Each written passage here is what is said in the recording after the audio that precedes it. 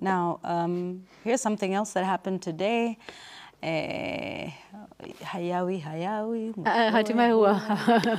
It was meant to be a 2-month trip, but it was cut short suddenly from firing salvos, from the U.S. The former Deputy President Rigathi Gachagua returned to the country today. I just want to do some quick rounds because we didn't see much from him or hear from him, and I think you can see what that was. All the fanfare about security and making sure that this doesn't happen and crowds are not allowed to gather. I mean, I think the initial plan was he was going to address a gathering at Kamkunji grounds.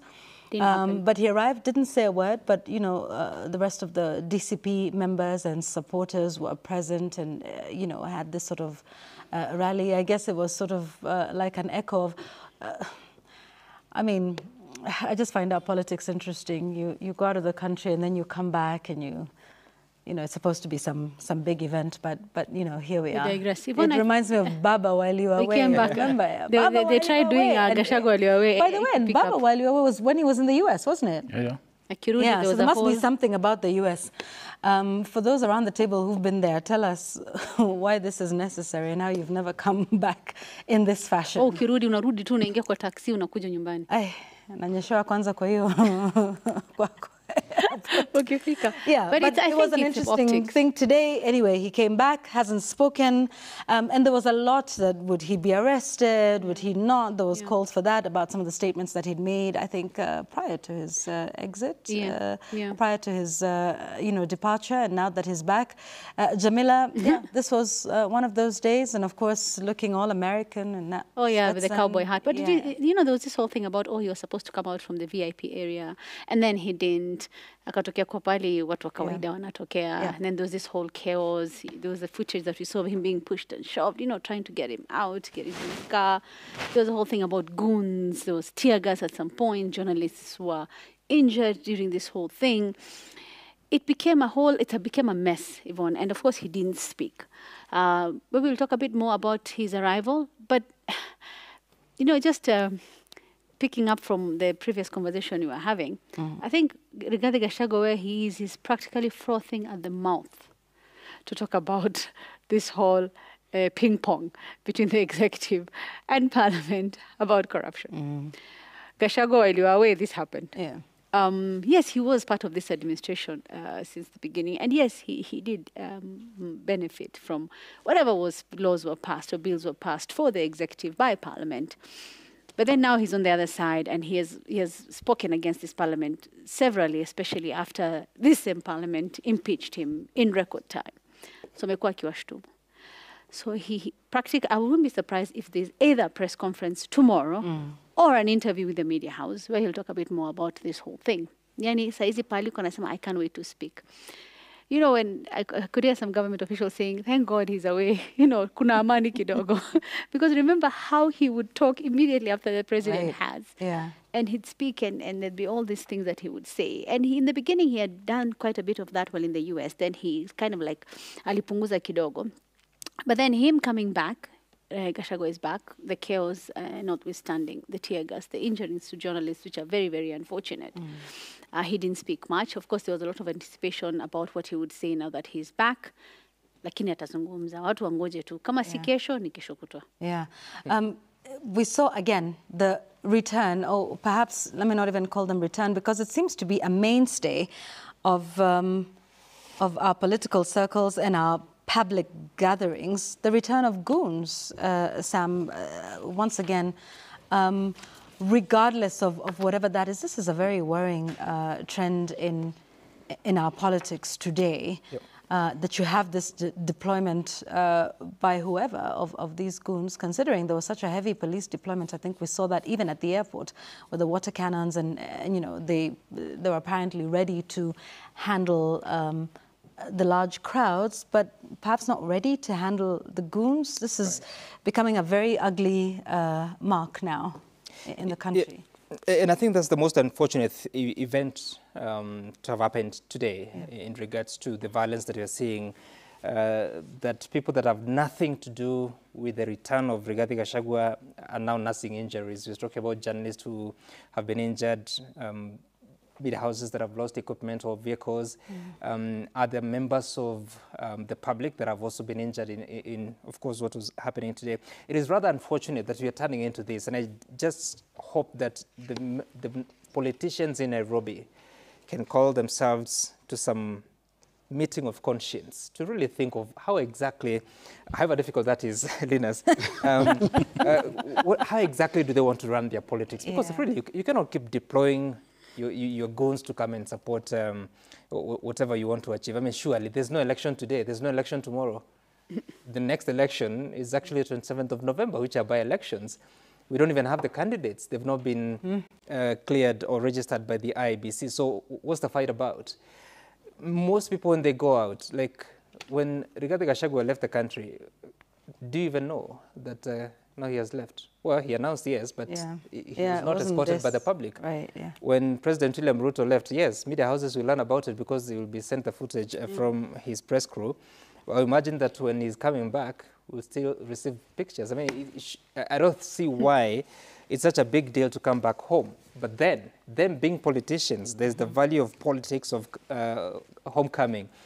I just don't know if it adds any value anymore, but I think it's just posturing for the events that are about to happen, like Jamila says. So imagining that today, part of the top stories is about Rigathi Gachagua's return. If you look at the newspapers tomorrow, I would imagine that they'll have some of those stories on the front pages. Then tomorrow he calls a press conference, then he dominates the coverage again. So this is the return of Rigathi Gachagua, the person who you would imagine has been quite a thorn for the government of President William Ruto. So it's a matter of watching what this will mean for the opposition politics at a time that we've been seeing them speaking at different corners, each person pushing for their own interest, and we'll wait to see how they can now push their politics forward. But we must hope and we must work so hard to ensure that we can protect the democratic rights of every person in this country, to ensure that we are not losing lives and not getting injuries, long-lasting injuries, just because you at an event. No. That's unfortunate. A homecoming, I know there's a particular now politician who's done a homecoming several times, and so it's from the US. There's something peculiar about a return from the United States. And you know, every time there's been said politician has returned, homecoming comes back, homecoming comes back. So here's another one. I think, and a homecoming to what? Obviously, there's more politics here in the country. I think I need to remind some that the first year after an election in this country always features homecomings. Yes. So it's a tradition in our politics that we must create some razzmatazz around our personalities so that we be seen to be people of importance. But speaking of such grand homecomings, I think the Rigathi team missed an element of planning. They should have planned better, because the kind of fracas we saw at the exit of the international arrivals is not a good picture. I think I saw somebody in some group saying that is not how you welcome somebody that you have missed, that has been away for a very long time, and you really wanted to show the love and everything that revolves around such homecoming. So planning, they could have done better. But I also think the fears that were inherent about police and his arrest, considering the statement he had made, are some of the things that made it happen like that. The main mistake I think Rigathi made was to speak a lot while in the US. So he was not scarce. People didn't miss him. He was in the news every single day. He was giving a rebuttal every 8 hours. And with that, he was a permanent fixture in our newsrooms. So he comes and he spoke 24 hours ago. There's nothing really that intrigues or inspires you to look forward to it. But then again, as a journalist, I think he disappointed. I expected sound bites as soon as he landed. So you're saying you didn't miss him? Just the sound bites. Like a sound bite. Yeah, he was talking every day while he was away. Yes. So yeah, so it didn't appear like he was away. Right. Yeah. Oh, yeah, a fair point. Linus, you get the final word on this one. Yeah. Well, I think we just need to observe what it looks like in the next few days, and what Rigathi will be up to. Politically speaking, he moved around with his missile launcher. I think he had a mobile one because he moved from Seattle? No, from Wamunyoro to Seattle. He had made it look like he's still around, giving rebuttals and all that. Well, I believe he thinks that is good points he was scoring. We'll also be looking and finding out whether they call themselves a united opposition. It goes around in... we didn't see them welcoming a brother. I love. And it's also just a statement. It looks to me like all this united opposition are united in their different quarters, everybody operating from their own quarters. But let it not be lost the fact that it's still 2 years away from the next general election. But this culture of homecoming, Bonyo, we see politicians trying to relive and bring back memories of the 90s when Kenneth Stanley Njindo Matiba was admitted in a hospital in London, and he came back a few weeks to the elections. And obviously the build-up among his supporters was quite strong. And they gave him a very, very good reception. And then Mwai Kibaki was admitted in a London hospital in 2002. And I remember we were covering the story from the airport on foot all the way to Uhuru Park. And the whole route was lined up. So politicians consider these foreign trips and the returns very good optics, good camera pictures. And I think you see them trying to recreate that. Raila Odinga has done that a number of times. But the one thing that we've seen today and we saw with Raila Odinga's returns is that element of violence, which to me puts the police, again, National Police Service. The National Police Service really needs to ask itself a simple question. Are you objective or are you partisan? Because those goons there today, they fought freely. You know, our people are injured by stone-throwing mobs. And they told us they could not see any police in sight. Why is that? Exactly. It's because the culture of aligning the police service with particular political opinions is still very strong. And you need to lump this together with what is going on in Parliament, what is going on in State House. This is really part of the delay of our greatest potential as a country. Because the policemen have no reason to take sides in small things like this.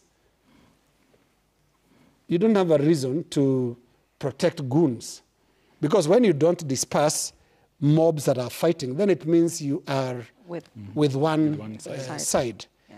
And we saw it during the July 7, was it? Yeah. And even the anniversary of June 25th. We saw that police can actually escort mobs and goons. Shame, it is really, really, really shameful. And these are some of the things that are really delaying our progress as a country. And it also reduces how we are perceived. Because that's really primitive. You shouldn't have those boys fighting. You know, there was a politician that had a press conference yesterday. The police service had a press conference yesterday. So why should we have such confrontations?